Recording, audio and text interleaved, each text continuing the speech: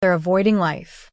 She draped the dress over the back of my chair with the confidence of someone who'd already won this argument. Besides, I already told him you'd be there at 7. My fingers froze over the keyboard. Him? Told who? Jasmine's grin could have powered the entire city. My friend Malik. He's perfect for you. Tall, gorgeous smile, owns his own business, loves dogs, doesn't live in his mother's basement. Stop. I held up one hand. I'm not going on a blind date set up by my meddling little sister. I'm 28, Vida. Only 2 years younger than you. And you've been single for 3 years. 3 years. Do you know how sad that is? I closed my laptop with more force than necessary. It's called being selective. Some of us don't fall in love with every guy who holds a door open. And some of us don't die alone surrounded by Excel spreadsheets and takeout containers. Jasmine perched on the arm of my couch, her expression shifting from playful to something softer. Look, I know Marcus hurt you, but that was 3 years ago. You can't let one asshole ruin your entire love life. The mention of his name still stung, even after all this time. Marcus, who'd promised me forever and delivered 6 months before sleeping with his coworker. Marcus, who'd made me believe in fairy tales and then burned the storybook. This isn't about Marcus, I lied. Sure it's not. Jasmine stood, smoothing down her jeans. Which is why you're going to put on this dress, meet Malik at Rosewood Cafe, and have one drink. If you hate it, you can leave. But if you don't show up, I'm telling Mom you're gay and afraid to come out. That's emotional blackmail. That's sisterly love. She blew me a kiss from the doorway. 7 o'clock. Don't be late. And for God's sake, wear the dress. Your work blazers make you look like a sexy accountant robot. Before I could throw a pillow at her, she was gone, her laughter echoing down the hallway of my apartment building. I looked at the red dress. It was beautiful, admittedly. Elegant but not overdone. The kind of thing that whispered confidence instead of screaming desperation. The kind of dress a woman wore when she wanted to be noticed. This is such a bad idea, I muttered to my empty apartment. But at 6:30, I was standing in front of my bathroom mirror, the red dress clinging to curves I'd forgotten I had, my dark hair falling in waves I'd actually taken time to style. My reflection looked like a stranger who might believe in second chances. If you're enjoying this story so far, hit that subscribe button and drop a comment below telling me if you've ever been set up on a blind date. Now, let's see how this disaster unfolds. Rosewood Cafe sat on the corner of 5th and Main, all exposed brick and twinkling string lights, the kind of place where people fell in love in romantic comedies. I arrived at 7:03. Fashionably late enough to not seem desperate, early enough to not be rude. The hostess smiled at me. Table for one? I'm meeting someone. Malik? I think he might have made a reservation. Oh yes, right this way. My heart hammered against my ribs as I followed her through the crowded restaurant. This was insane. I didn't do blind dates. I didn't do setups. I especially didn't do setups arranged by my chaos agent of a sister who once tried to convince me to skydive for fun. And then I saw him. Malik stood as I approached, and my first thought was that Jasmine had undersold him. Tall didn't cover it. He was at least 6'2", with broad shoulders that filled out his navy button-down in a way that should be illegal. His skin was a rich, warm brown, and when he smiled, dimples appeared that made my stomach do something it hadn't done in 3 years. Flip. My stomach actually flipped. Vida? His voice was deep, smooth like expensive bourbon. That's me. I extended my hand, going for professional, safe. Nice to meet you. He took my hand, and his palm was warm, his grip firm, but gentle. The pleasure's all mine. Jasmine showed me your picture, but she didn't mention you were stunning. Heat crept up my neck. She probably didn't mention I'm going to kill her for this either. Malik laughed, a genuine sound that crinkled the corners of his eyes. She said you might be reluctant. Something about spreadsheets and dying alone. I'm going to murder her. Slowly. With office supplies. Please don't. She's my best client. Who else is going to pay me to design unnecessarily complicated websites for her Etsy shop? I sat down, some of my tension easing. You're the web designer? Guilty. Jasmine talks about you all the time. Her brilliant, beautiful, workaholic sister who needs to get out more. He settled back into his seat, completely at ease. For what it's worth, I was just as skeptical about this. But she can be very persuasive. She threatened to tell my mother I was secretly gay. She told me she'd redesign her website herself using Microsoft Paint. We stared at each other for a beat, then both burst out laughing. The waiter appeared, and Malik ordered a bottle of wine without being pretentious about it, asking my preference first, listening when I spoke. Small things, but after Marcus, small things felt revolutionary. So, Malik said once we were alone again, Jasmine mentioned you work in finance? Portfolio management. I know it sounds boring. Does it bore you? The question caught me off guard. Most people just nodded politely when I mentioned my job, their eyes glazing over. Actually, no. I love it. There's something satisfying about finding patterns in chaos, about helping people build something secure. That doesn't sound boring at all. That sounds like you're really good at seeing possibilities other people miss. I studied him across the table, trying to figure out if he was just smooth or genuinely interested. His eyes held mine, warm and curious, and I felt something shift in my chest. Something dangerous. What about you? I asked, deflecting. Web design. How'd you get into that? Accidentally, actually. I was studying architecture in college, loved the idea of building things. But then I discovered I could build entire worlds online, create spaces people interact with every day, and I didn't have to worry about zoning laws or foundation issues. He leaned forward slightly. Plus, I can work in my pajamas. That was a major selling point.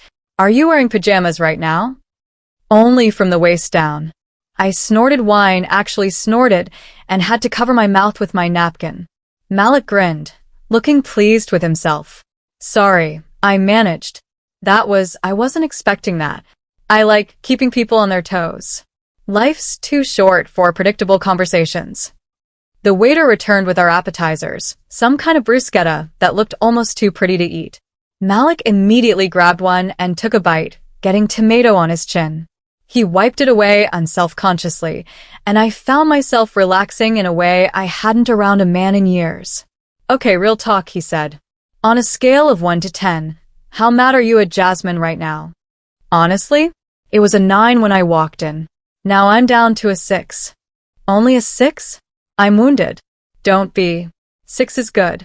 6 means I'm only going to yell at her instead of actually following through on the office supply murder. What would get me to a 5? The question hung between us, playful, but with an edge of genuine curiosity. I took a sip of wine, gathering courage I didn't know I still had. Tell me something real. Not the polished first date version. Something true. Malik's expression shifted, the easy charm giving way to something more thoughtful. Okay, real talk. I'm terrified of butterflies. Not moths, not bees. Just butterflies. When I was 7, I went to a butterfly conservatory and one landed on my face, and I freaked out so badly I knocked over a display and got banned for life. I bit my lip to keep from laughing. That's your deep truth? Butterfly trauma. Hey, you said real, not profound. Your turn. I alphabetized my spices. That's not weird, that's efficient. I also color code my closet and have a spreadsheet for my grocery shopping organized by aisle location. Malik raised his glass. To fellow control enthusiasts who are definitely not dying alone with their spreadsheets. I clinked my glass against his, and when our eyes met, something electric passed between us.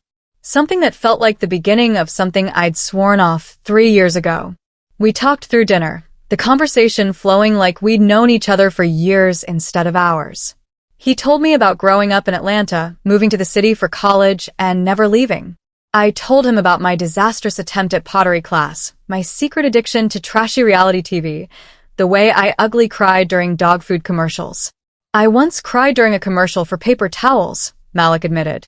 The family was cleaning up a spill together, and it was so wholesome I lost it.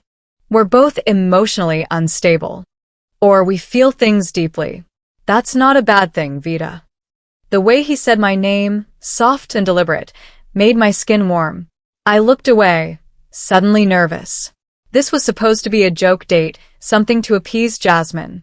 I wasn't supposed to like him. I definitely wasn't supposed to feel this fluttering in my chest every time he smiled. Dessert arrived, some chocolate thing we were supposed to share. Malik slid the plate between us. 2 forks, casual intimacy. Our hands brushed reaching for it at the same time, and neither of us pulled away immediately. "Can I ask you something?" he said quietly. Sure. "Why did Jasmine really have to convince you to come tonight?" I set down my fork, the question hitting deeper than I expected. Honestly, I got hurt. Bad.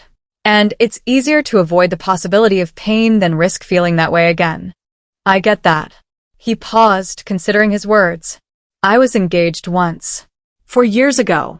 She left 2 months before the wedding. Said she realized she didn't want the life we'd planned, that she felt trapped. I found out later she'd been seeing someone else for 6 months. Malik, I'm so sorry. It nearly broke me. I threw myself into work, avoided anything that looked like a relationship. Jasmine's been trying to set me up for 2 years, but I always found an excuse. He looked up at me, and the vulnerability in his eyes made my breath catch. Tonight was the first time I said yes. Why tonight?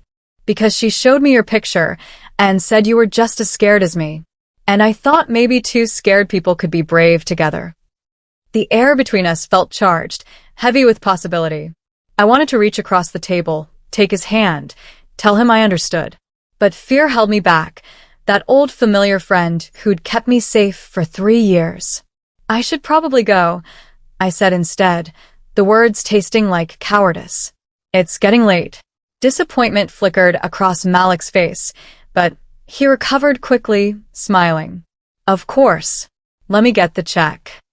We can split it. Vida, I'm getting the check. Chivalry isn't dead. It's just been discouraged by modern dating norms. He paid, and we walked out into the cool night air.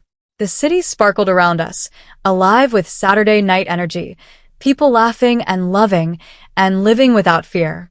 I envied them. Can I walk you to your car? Malik asked. I took an Uber. Then can I wait with you until it arrives? I nodded, pulling out my phone to request the ride. 3 minutes away. 3 minutes left of this strange, wonderful, terrifying evening. Vida? Malik's voice was soft. I had a really good time tonight. Me too. Would you want to do this again? Maybe without Jasmine's interference this time. Say no, the scared part of me whispered. Keep yourself safe. But looking at Malik, at the hope in his eyes, I found myself nodding. Yeah, I'd like that. His smile could have lit the entire street. Friday? There's this food truck festival. Very casual, lots of people, low pressure. Sounds perfect. My Uber pulled up, a silver sedan that would take me back to my safe, predictable apartment. But before I could move toward it, Malik caught my hand. Thank you for taking a chance tonight. I know it wasn't easy. His thumb brushed across my knuckles, and heat shot at my arm. I looked at our joined hands, his so much larger than mine, then up at his face. He was giving me space to pull away, to retreat. Instead, on an impulse that felt both reckless and right, I leaned up and kissed his cheek. Good night, Malik. I climbed into the car before I could see his reaction, my heart racing. As we pulled away, I glanced back. He stood on the sidewalk, one hand touching his cheek, smiling like I'd given him something precious. My phone buzzed. Jasmine, of course. Well? I typed back. I hate you. Also, Friday at 6. Food truck festival. What should I wear? 3 disappeared, appeared again. Then, I knew it. And the blue sundress. Trust me. I leaned my head against the window, watching the city blur past, and for the first time in 3 years, let myself feel something I'd thought was dead. Hope. The week crawled by like it was personally offending me. Monday brought a merger that required 16-hour days. Tuesday, my coffee machine died. Wednesday, I had to sit through a presentation so boring I actually considered faking a medical emergency. But through it all, Friday glowed on my calendar like a beacon. Jasmine called every single day. "Don't overthink it," she said Tuesday night. "I'm not overthinking it. You absolutely are. I can hear it in your voice. That tight thing you do when you're spiraling." I press my fingers to my temple. "I'm just busy with work." "Vida," Malik texted me. "He's nervous too. You're both disasters." "It's actually kind of cute." "He texted you? What did he say?" "Ah, see, you care. You like him." "I'm hanging up now. Wear the blue dress. And maybe those sandals with the—" I ended the call, but I was smiling. Thursday night, I stood in front of my closet, the blue sundress laid out on my bed. It was casual, pretty without trying too hard, the kind of thing a normal person would wear to a normal date. Except nothing about this felt normal. My stomach had been performing gymnastics since Wednesday, and I'd checked my phone approximately 8,000 times to make sure Malik hadn't canceled. He hadn't. In fact, he texted that morning. "Looking forward to tomorrow. Fair warning, I take food truck festivals very seriously. There will be strategy involved." I'd stared at that message for 5 full minutes before responding. I'm mildly terrified and intrigued. Perfect. That's exactly the vibe I was going for. Now, standing in my apartment with the dress mocking me from the bed, I felt the fear creeping back in. What was I doing? One good date didn't mean anything. People were charming for one night all the time. Marcus had been charming for months before showing his true colors. My phone rang. Mom. Hi, sweetheart. Jasmine tells me you're dating someone. Jasmine needs to learn what privacy means. She says he's wonderful, handsome, successful, kind to animals. We've been on one date, Mom. Singular. Can we not plan the wedding yet? I'm just happy you're putting yourself out there again, honey. After Marcus. I really don't want to talk about Marcus. Mom's sigh carried through the phone, heavy with maternal concern. I know he hurt you, but you can't let that one mistake make you close yourself off to love. You deserve happiness, Vida. I know, Mom. Do you? Because Jasmine says you've been alone in that apartment for 3 years, working yourself to death, ordering takeout for one like it's a personality trait. Has Jasmine considered stand-up comedy? Because clearly she has material. She's worried about you. We all are. I sat down on my bed, the dress crinkling under me. I'm fine, Mom. Really. And Malik seems nice. We're taking things slow. Slow is good. Slow is smart. Just don't let slow turn into stopped, okay? After we hung up, I picked up the dress, held it against myself in front of the mirror. The woman looking back at me had shadows under her eyes from too many late nights and not enough living. When had I become this person? When had safe become the same as lonely? My phone buzzed. Malik. Random question. Are you team sweet or team savory? I smiled despite myself. Context needed. Food truck strategy. I need to know if we're hitting the dessert trucks first or the taco trucks. Why not both? I like the way you think. This is why we're going to be great together. Great together. 2 words that shouldn't have made my heart race but did. Friday arrived with perfect weather, sunny but not hot, the kind of spring day that made people believe in fresh starts. I spent an embarrassing amount of time getting ready, changing my earrings 3 times, redoing my makeup twice. The blue dress fit perfectly, flowing and comfortable but unmistakably pretty. Jasmine showed up at 5:30, uninvited, and holding a bottle of wine. Liquid courage, she announced, heading straight for my kitchen. I don't need liquid courage. Your hands are shaking. I looked down. She was right. Traitor. Jasmine poured 2 glasses, thrust one at me.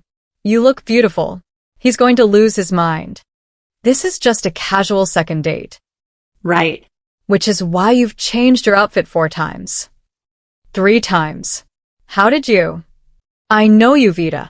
You're terrified because you actually like him. And that's okay. It's good even. It means you're healing. I took a long sip of wine. What if it doesn't work out? What if he's like Marcus? Then you'll survive, just like you did before. But, Vida?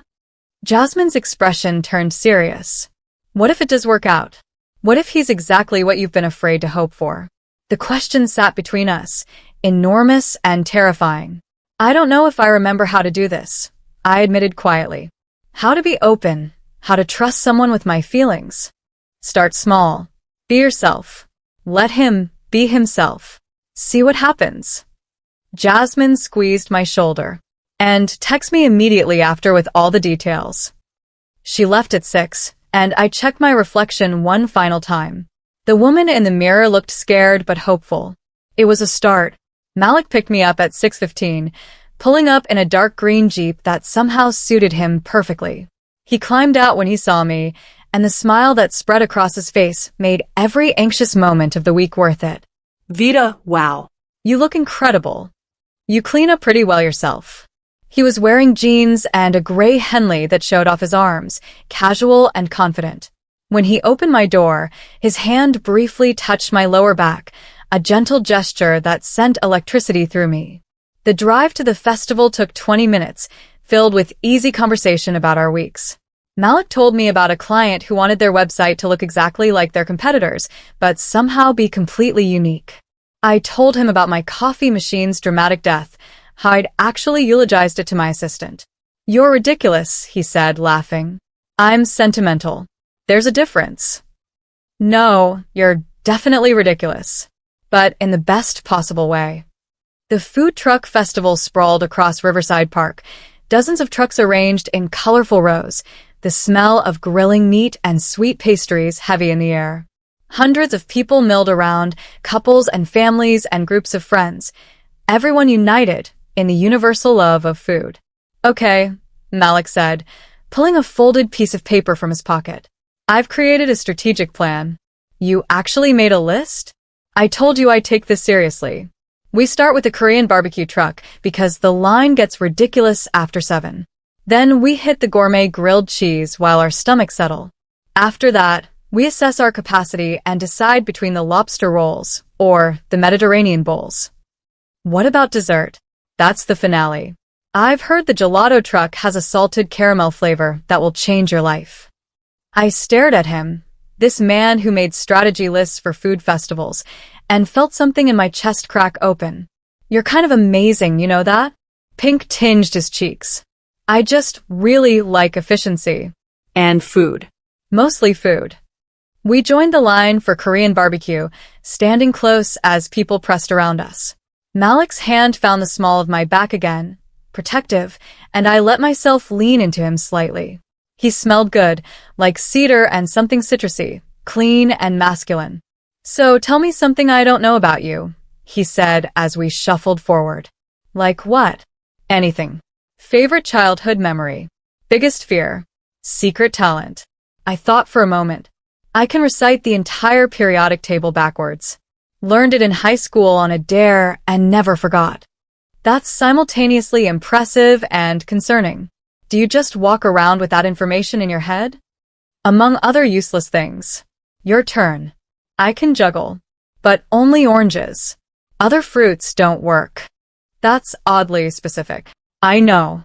I've tried apples, lemons, even tomatoes. Only oranges. It's a mystery that haunts me. We reached the front of the line, and Malik ordered for both of us, remembering that I'd mentioned loving spicy food at dinner. Small detail, but it mattered. Marcus never remembered details. Stop comparing them, I told myself. Malik isn't Marcus. We found a spot on the grass, the food spread between us like a feast. The Korean barbecue was incredible, perfectly seasoned, and I may have made embarrassing noises of appreciation. That good? Malik asked, grinning. Life-changing. You weren't kidding about your recommendations. Wait until you try the grilled cheese. It has fig jam and brie. It's basically art.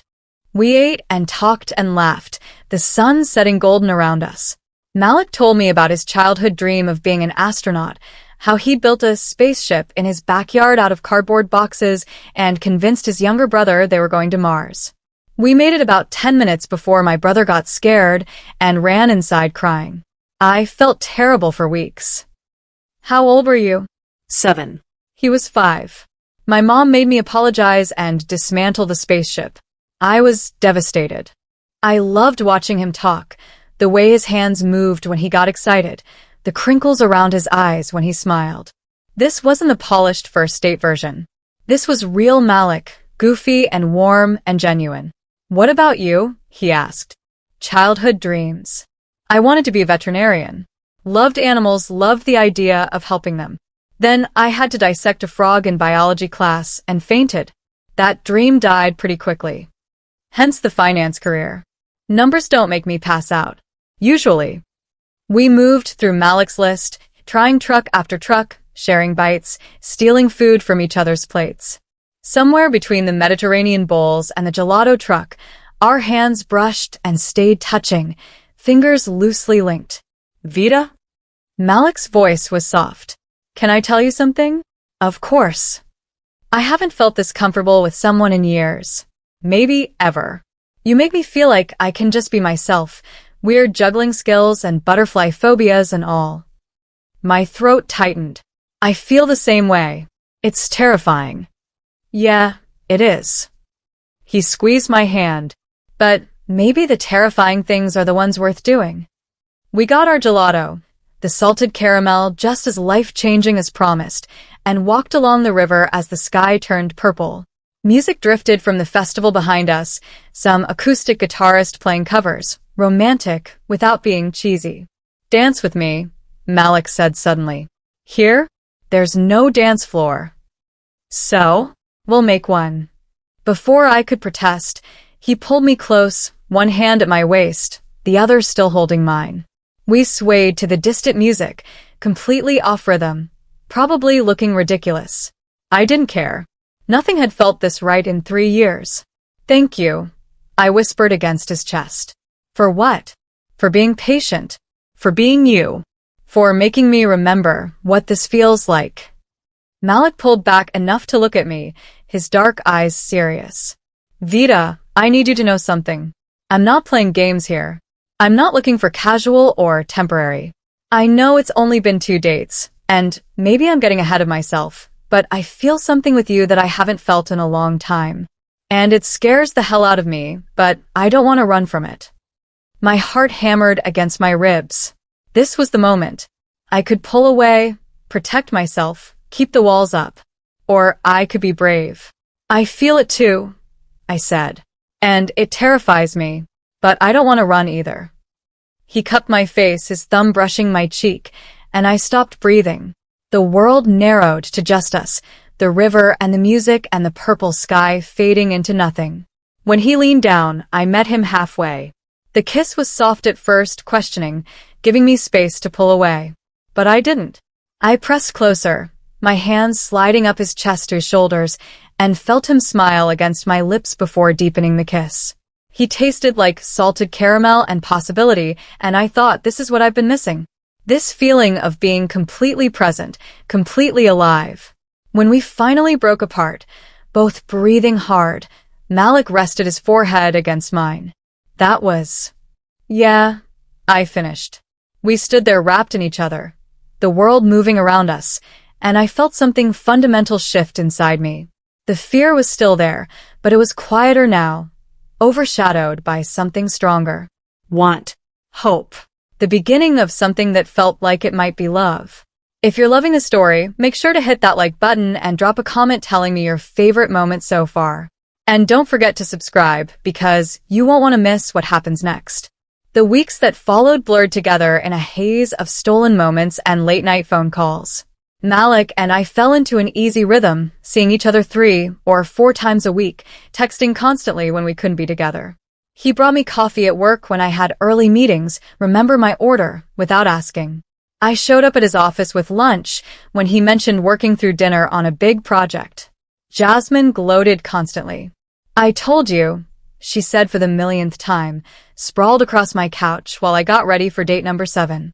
Or was it 8? I'd lost count. I told you, he was perfect for you.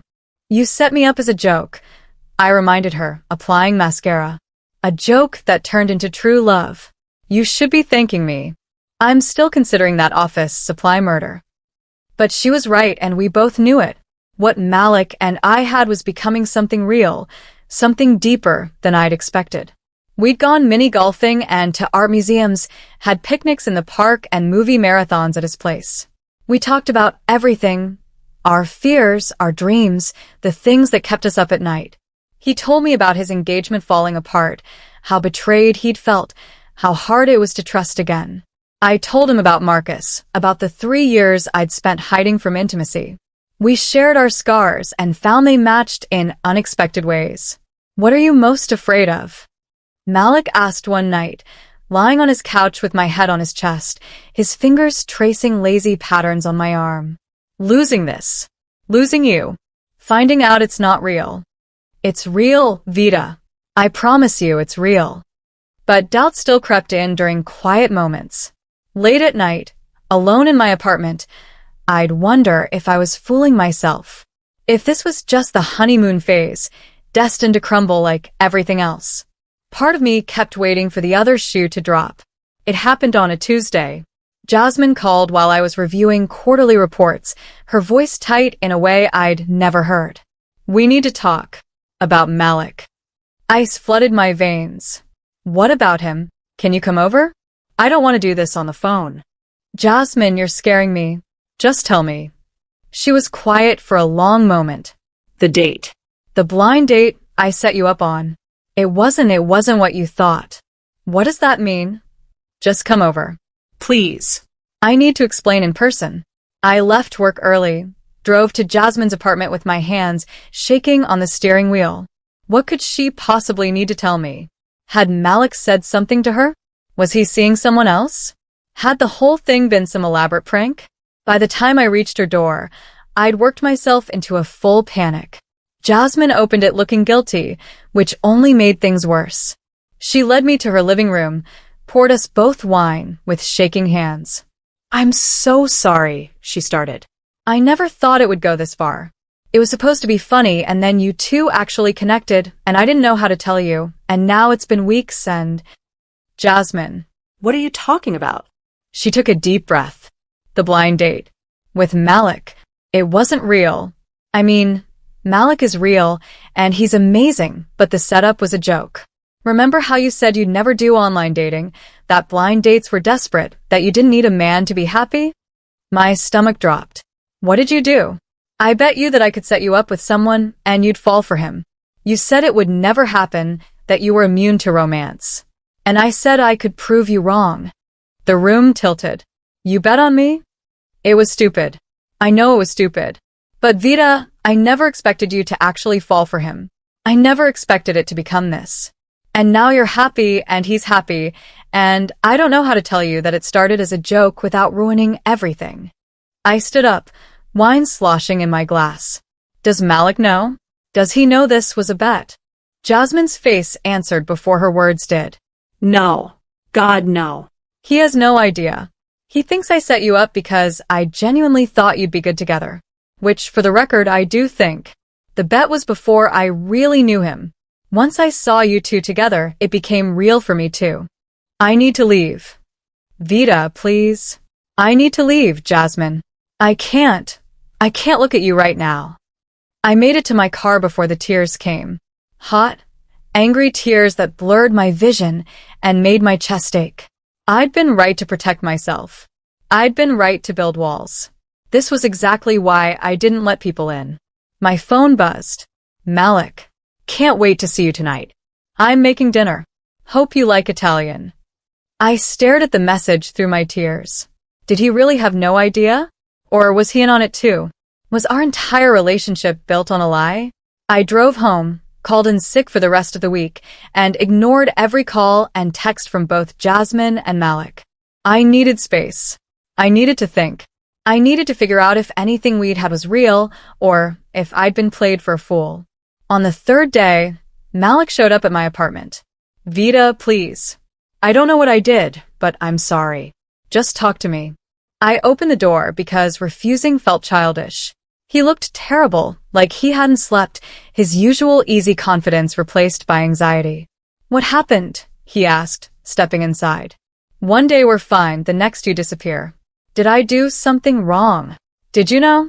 The words came out harder than I intended. "Did you know Jasmine set us up as a bet?" His face went blank. What? "She bet me that she could set me up with someone, and I'd fall for him. The whole thing was a joke, Malik. A joke to prove a point about my love life." I watched the information hit him, saw the confusion morph into hurt, then anger. "She what? So you didn't know?" No. God, no. "Vida, I had no idea. She told me you were her sister, that you'd been single for a while, that she thought we'd get along. That's it. I swear." He looked genuine, sounded genuine, but Marcus had been good at lying too. "How do I know you're telling the truth?" I hated how small my voice sounded. "How do I know any of this was real?" Malik moved closer, slowly, like approaching a wounded animal. "Because I fell for you, Vida." Really fell. "Not because Jasmine set us up or because of any joke. Because you're brilliant and funny, and you snort when you laugh, and you alphabetize your spices. Because you make me want to be brave enough to risk getting hurt again. That's real. What we have is real." "But it started as a lie." "It started as your sister being an idiot," he corrected gently. "But what we built together, that's ours. The connection we have, the way I feel when I'm with you, none of that was fake. None of that was part of some bet." I wanted to believe him. God, I wanted to believe him so badly. But the walls I'd spent 3 years building were screaming at me to run, to protect myself, to not let him in any deeper than he already was.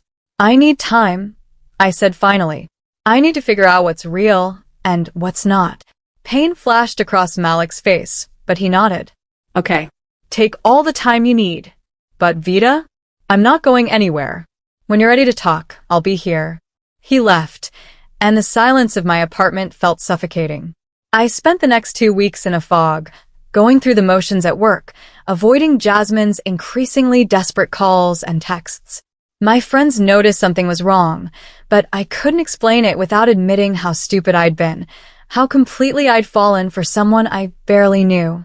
"You look like hell," my coworker Sarah said, cornering me by the coffee machine. "Thanks." "Seriously, Vida, what's going on? You've been a zombie for weeks." I considered deflecting, but suddenly I was exhausted from carrying it alone. I fell for someone. It turns out the whole thing started as a joke. I don't know what's real anymore. Sarah made a sympathetic sound. Did he know it was a joke? No. At least, I don't think so. So your sister set you up as a prank, but the guy was genuine? Yeah. And you fell for him. So hard it's embarrassing. Sarah handed me a fresh coffee. "Honey, here's the thing about love. It's always a risk. Always. You can wait for perfect circumstances and never take a chance, or you can be brave and see what happens. But you can't let your sister's stupidity ruin something good. What if it's not good? What if I'm just seeing what I want to see? Then you'll find out. But what if it is good? What if this is your chance at something real and you're too scared to take it?" Her words echoed my mom's, Jasmine's, even Malik's. Everyone telling me to be brave, to take a risk. But they didn't understand how hard it was to tear down walls you'd built for protection. That night, I did something I hadn't done in weeks. I looked through my phone at the photos Malik and I had taken together. Us at the food truck festival, gelato-stained and laughing. At the mini golf course, where he pretended to help me putt and ended up just holding me. At his apartment, cooking disaster of a dinner together because neither of us could follow a recipe. In every photo, we looked happy. Not performing happiness, but genuinely joyful. The kind of happiness I'd thought I'd lost with Marcus. My phone buzzed. Speak of the devil. Marcus. Hey. Heard through the grapevine you're seeing someone. Happy for you. I stared at the message, then at the photo of Malik and me, and something clicked into place. Marcus had hurt me, but I'd let that hurt define me for 3 years. I'd built walls so high nothing could get in, not pain but not love either. And now I had a choice, Stay safe and alone, or risk everything for something that felt real. I called Jasmine. Vida, thank God. I've been trying to. Shut up and listen. What you did was horrible. You meddled in my life, made a bet on my emotions, and almost ruined something amazing. I'm furious with you. I know. I'm so sorry. But, I continued, you are also right. I was closed off. I was letting fear control me. And if you hadn't pushed, I never would have met Malik. So I'm still mad, but I'm also grateful. In a really annoying way. Jasmine's sob of relief was audible. Does this mean you're going to give him another chance? It means I'm going to stop being a coward. I hung up and texted Malik before I could lose my nerve. Are you home? 3 dots appeared immediately. Yes. Are you okay? Can I come over? Always. I drove to his apartment with my heart in my throat, practicing what I'd say. But when he opened the door, looking hopeful and nervous and perfect, all my planned words disappeared. I'm sorry, I blurted. I'm sorry I shut you out. I was scared, and I let that fear make my decisions. But Sarah was right, and Jasmine was right, and you were right. This is real. What we have is real. And I want to stop running from it. Malik pulled me inside, kicked the door shut, and kissed me like I was oxygen and he'd been drowning. I kissed him back just as desperately, my hands in his hair, his arms tight around my waist. I missed you, he murmured against my lips. I missed you so much. I missed you too. I'm sorry. I'm so sorry. Stop apologizing. He cupped my face, making me look at him. You needed time. That's okay. But Vida, I need you to know that I'm all in. Completely. This isn't casual for me. It never was. It's not casual for me either.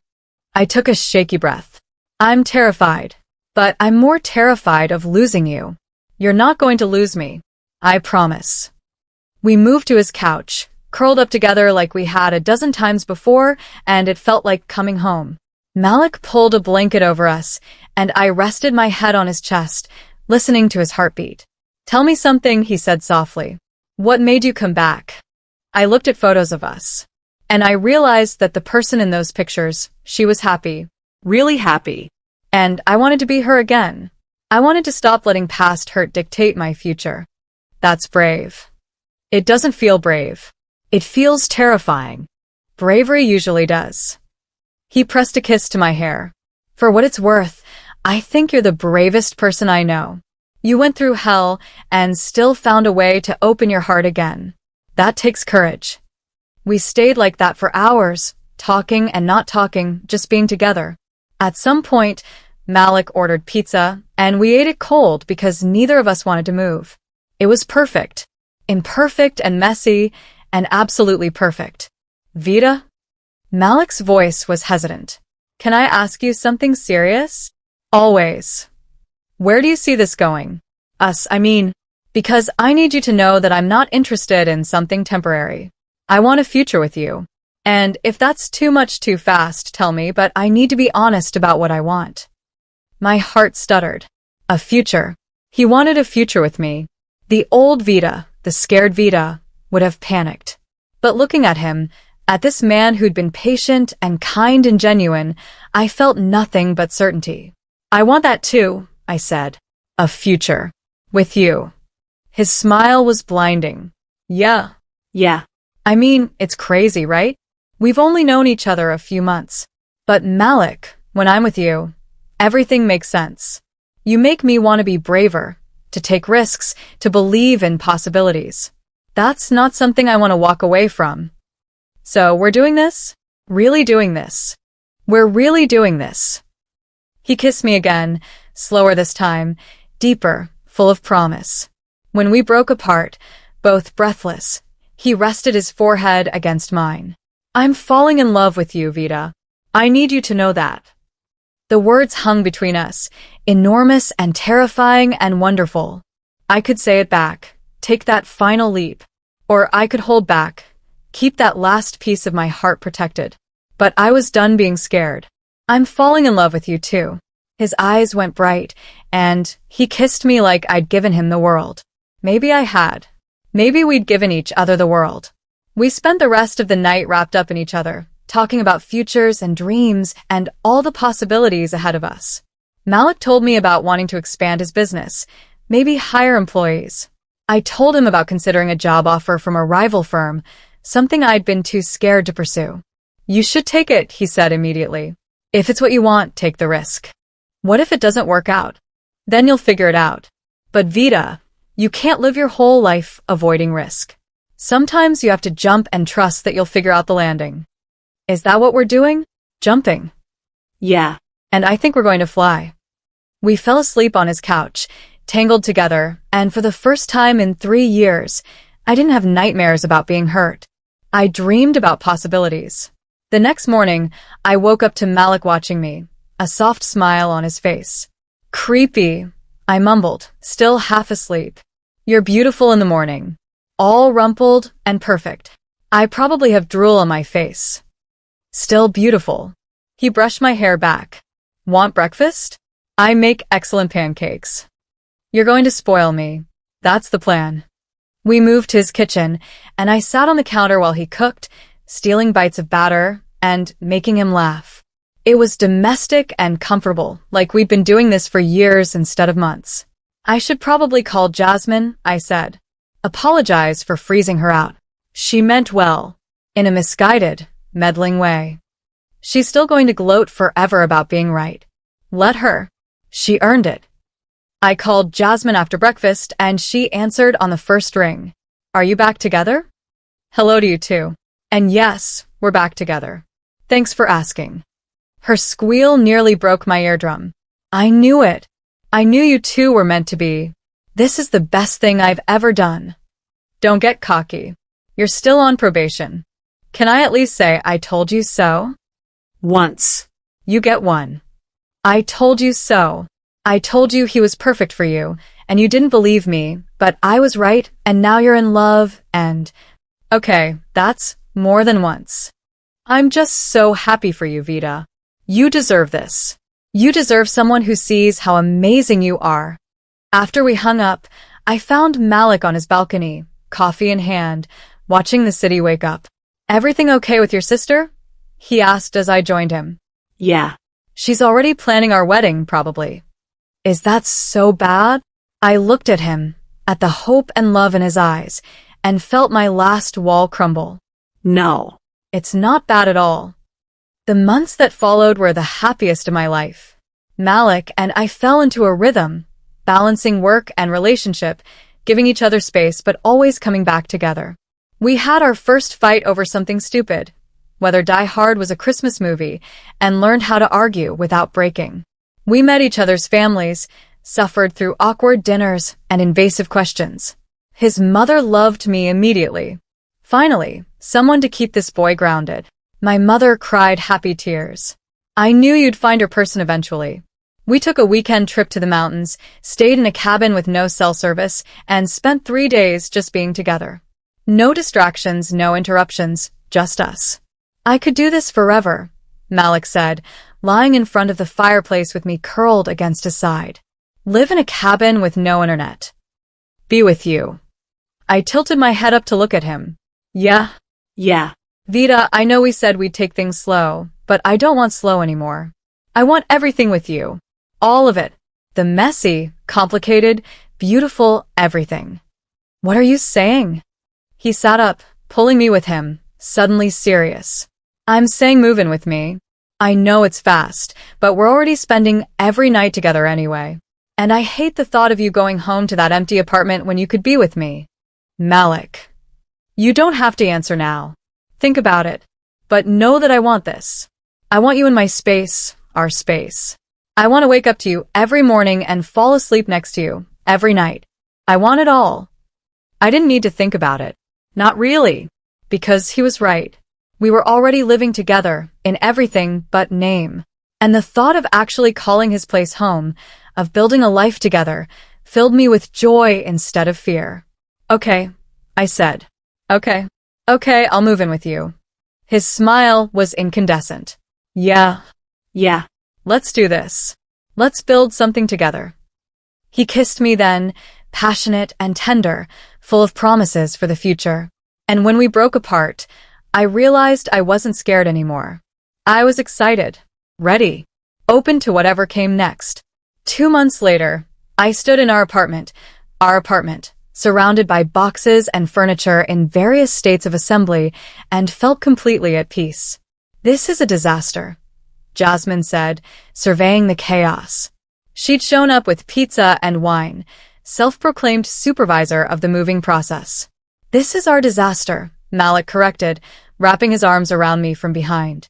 "And it's perfect." "You two are disgustingly adorable," Jasmine said, but she was smiling. Who would have thought a joke date would turn into this? "Not a joke anymore," I said. "This is real. This is everything." Malik kissed my temple. Everything and more. We spent the evening unpacking and laughing, making a home together. At some point, Jasmine left, and it was just us, standing in our living room full of half-empty boxes, exhausted and happy. "Want to know a secret?" Malik asked, pulling me close. "Always." That first night, when you kissed my cheek before getting in your Uber, I knew right then that you were going to change my life. And did I? You changed everything. You made me believe in second chances, in taking risks in love. You made me brave. "You made me brave too," I whispered. "You made me remember who I was before I let fear win. I love you, Vida. Not because of how we started, but because of who we are together. Because you're brilliant and stubborn, and you alphabetize your spices like a psychopath. Because you make me laugh and challenge me and believe in me. I love all of it. All of you." Tears pricked my eyes. "I love you too. So much it terrifies me. But it's the good kind of terrified. The kind that means something real." We stood there in our new home, holding each other, and I thought about the journey that had brought us here. The pain and the healing, the fear and the bravery, the joke that became real. "Thank you," I said quietly. "For what?" "For being patient. For showing me that not everyone is Marcus. For loving me even when I was too scared to love you back. For everything. Always, Vida. Always." 6 months later, Malik proposed on the anniversary of our first date. He took me back to Rosewood Cafe, to the same table where we'd met, and got down on one knee with a ring that was perfect, simple, and elegant, just like he'd always understood me to be. "Vida, you're my best friend, my partner, my everything. Will you marry me?" I said yes before he finished asking, tears streaming down my face, not caring that the entire restaurant was watching. He slid the ring on my finger, and I kissed him like my life depended on it. Later, at our apartment, tangled up together in our bed, Malik traced lazy patterns on my arm. "Can you believe we almost didn't happen?" he murmured. "If you'd said no to that first date, if your sister hadn't been so pushy, if either of us had let our fear win." "But we didn't," I said. "We took the risk. We were brave." We were. And look where it got us. Yeah. Look where it got us. I thought about the scared woman I'd been, hiding behind spreadsheets and walls, convinced that safety was the same as happiness. I thought about Malik, equally scared, equally hurt, equally convinced that love wasn't worth the risk. And I thought about how wrong we'd both been. Because this, lying in bed with my fiancé, planning a future together, feeling completely and terrifyingly and wonderfully in love, this was worth every risk, every moment of fear, every wall I'd had to tear down to let him in. "I'm glad Jasmine set us up," I admitted. "Even if it started as a joke. I'm glad." "Me too." "Should we tell her she was right?" "Absolutely not. She'll never let us hear the end of it." Malik laughed, the sound warm and familiar. "Fair point. Our secret then." Our secret. But it wasn't really a secret. Everyone who saw us together knew that what we had was rare and real and beautiful. Knew that sometimes the best things start in the most unexpected ways.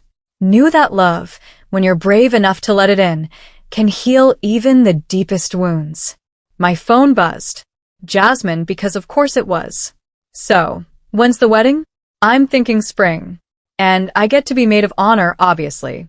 And I'm making a speech about how I'm basically Cupid. I showed Malik the message and we both laughed. She's never going to let this go, he said. Never. We're stuck with her gloating forever. Worth it. I looked at my ring, at the man I loved, at the life we were building together. Absolutely worth it. That night, as I drifted off to sleep in Malik's arms, I thought about the journey that had brought me here. From heartbreak to healing, from fear to love, from walls to openness. It hadn't been easy. It had been terrifying and messy and complicated. But it had been worth it. Every single moment. And as Malik's breathing evened out beside me, his arm heavy and warm around my waist, I smiled into the darkness and thought, this is what it means to be brave. This is what it means to love. This is what it means to take a chance on someone and have them take a chance on you back. This is what it means to be happy. The wedding was perfect, exactly what we wanted. Small and intimate, just close friends and family, held in a garden under twinkling lights. Jasmine cried through her entire maid of honor speech, alternating between bragging about her matchmaking skills and sobbing about how happy she was for us. I knew it from the start, she said, dabbing her eyes. I knew that one joke date would change everything. And I was right. I'm always right. But seriously, Vida and Malik, seeing you two together reminds me why I believe in love. You make each other better. You make each other brave. And that's the kind of love everyone deserves. Malik squeezed my hand under the table, and I squeezed back. Our first dance was to an acoustic cover of the song that had been playing at the food truck festival, and as we swayed together, Malik whispered, I would do it all again. Every moment, every fear, every risk. I'd do it all again to end up here with you. Me too, I whispered back. Every single moment. If you made it this far, thank you so much for reading our story. If you enjoyed it, please hit that like button and subscribe for more incredible romance stories. Drop a comment and let me know what you thought about Vida and Malik's journey. Your support means everything. And as Malik and I danced under the stars, surrounded by people we loved, I realized something important. Sometimes the best things in life start as jokes. Sometimes the risks we're most afraid to take lead to the greatest rewards. Sometimes love finds you exactly when you're not looking for it. And sometimes your annoying little sister knows exactly what she's doing. Thank you, I whispered to Jasmine later, pulling her aside during the reception. For what? For being pushy.